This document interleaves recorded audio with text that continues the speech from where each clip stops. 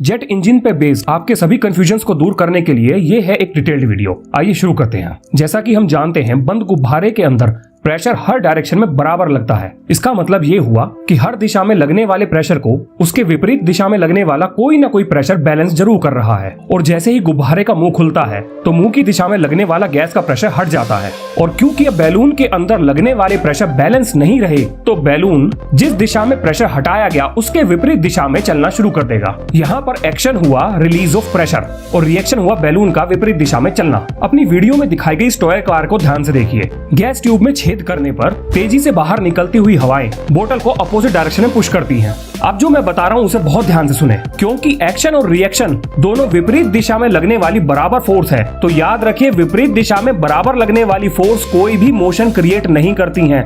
Motion हमेशा unbalance force की वजह से ही होगा। जैसे ही हमने गैस बोतल के मुंह को पिन किया, तुरंत उसमें से निकलने वाली गैसेस ने एक अनबैलेंस फोर्स क्रिएट कर दी और वो अनबैलेंस फोर्स थी रिएक्शन फोर्स। तो इस बोतल को मूव करने का काम रिएक्शन फोर्स के द्वारा किया गया। इसे हम एक एक्सपेरिमेंट से साबित भी कर सकते हैं। चलिए दो गैस बोतल्स को लेते हैं और उनमें से एक के पीछे दीवार रखते हैं और दूसरे के पीछे खाली जगह। जैसे ही दोनों को पिन किया जाएगा, दोनों बोतल बराबर रफ्तार से दौड़ने लगेंगी। अगर बोतल के पीछे से निकलने वाली हवाएं बोतल की रफ्तार पर असर डालती तो जिस बोतल के पीछे दीवार है वो दूसरी बोतल से ज्यादा तेज जानी चाहिए थी, लेकिन ऐसा नहीं हुआ। तो इससे यह बात साबित हो गई कि आगे धकेलने का काम बाहर निकलती हुई गैसेस के बजाय बोतल के अंदर अनबैलेंस फोर्स के द्वारा किया गया। ठीक इसी प्रिंसिपल का इस्तेमाल करके हमने जेट इंजन को बनाया। एक जेट इंजन में 3 मूवेबल पार्ट होते हैं। सबसे आगे कंप्रेसर, लास्ट में टरबाइन और दोनों को जोड़ने वाली एक शाफ्ट। इंजन का मुंह हमेशा सामने की तरफ से खुला रहेगा, जिसमें बहुत तेज गति से हवाएं अंदर की तरफ आएंगी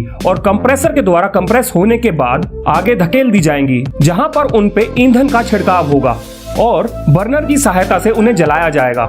जलती हुई गैसेस का वॉल्यूम बहुत तेजी से बढ़ेगा और ये बढ़ता हुआ वॉल्यूम बहुत तेजी से टरबाइन की तरफ जाएगा, जिसके कारण टरबाइन बहुत तेजी से घूमना शुरू कर देगी। और क्योंकि ये टरबाइन एक शाफ्ट से कनेक्ट की गई है और वो शाफ्ट आगे लगे कंप्रेसर से जुड़ी हुई है, तो कंप्रेसर को चलाने के लिए हमें अलग से ऊर्जा देने की आवश्यकता नहीं है। उसको चलाने के लिए जरूरी ऊर्जा टरबाइन के मोशन से ही प्राप्त हो जाएगी। अगर आपने यहाँ पर ध्यान दिया हो तो आप पाएंगे कि गैसेस के जलने की वजह से उनका वॉल्यूम बहुत बढ़ गया था, जिसकी वजह से इंजन के अंदर एक अनबैलेंस प्रेशर क्रिएट हो गया, क्योंकि बाहर निकलने वाली गैसेस का वॉल्यूम अंदर आने वाली गैसेस से बहुत ज्यादा था। इस वजह से इंजन को एक फॉरवर्ड पुश मिल गया, जो कि जेट इंजन के कार्य करने का मूलभूत सिद्धांत है। यहाँ पर जेट नोजल से निकलने वाली गैसेस एक्शन का काम कर रही हैं और रिएक्शन के तौर पर हमारा एयरप्लेन आगे बढ़ रहा है। अब सबसे काम की बात, जेट प्लेन हमेशा इंटरनल प्रेशर डिफरेंस की वजह से आगे बढ़ता है, ना कि उसके जेट नोजल से निकलने वाली गैसेस की वजह से। ये बात याद रखिएगा।